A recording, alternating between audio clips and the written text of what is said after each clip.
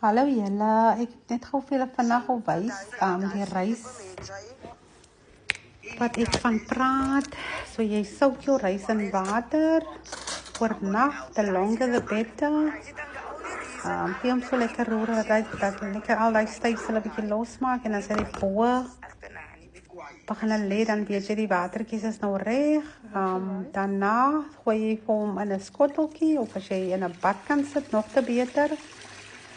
Lekker net die styfselwatertjies af en dan sal jy sien daar wys ek jou daar is die rys, hy's leeg en daarna gooi ek eens 'n bietjie warm water by want ek het ook nog nie dat vir koue water, so lekker kookwatertjies daar op net die water warm te maak.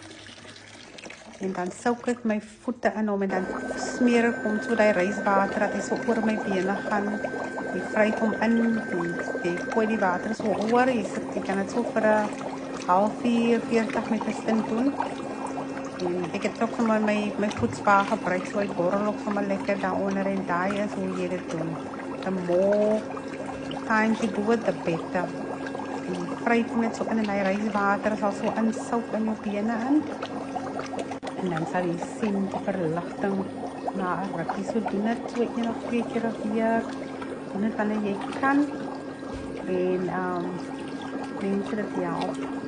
Dit is die styfsel wat van die rys af kom by die werk doen. So daar is hy.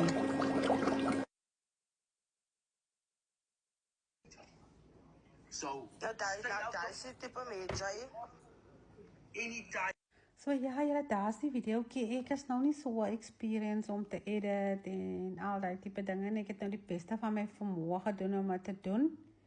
Jy weet die ryswater gesouk en dan mos nou ingegooi en dan my voete daar gesouk. Ek kan nie meer in 'n bad gaan lê nie, mense, dis te koud. So die wat wil, jy kan die ryswater gebruik in die bad en lekker jou hele liggaam daarin souk, maar ek as ek my voete in hom sit dan gooi ek die water so oor my bene en ek vryf dit so oor my bene, so dit help vir my. Dit is 'n goeie ding. Baie mense het nou vra so dit reduce the inflammation. En hy werk deur die lig. So as jy hom onder, dan gaan hy deur die hele liggaam. Die swelling en inflammation en vir mense wat pynne in die voete het, pynne in die bene. Dit is wat die ryswater vir is. Dit is baie goed. So kom ons probeer hom en asseblief. Please give me feedback. DM my. Daar is baie vrae op die oomblik, so ek sal die video tag vir die mense wat vir my vrae gevra het van die ryswater. So ja, goeie aand vir julle almal. Sterkte. Tot ziens.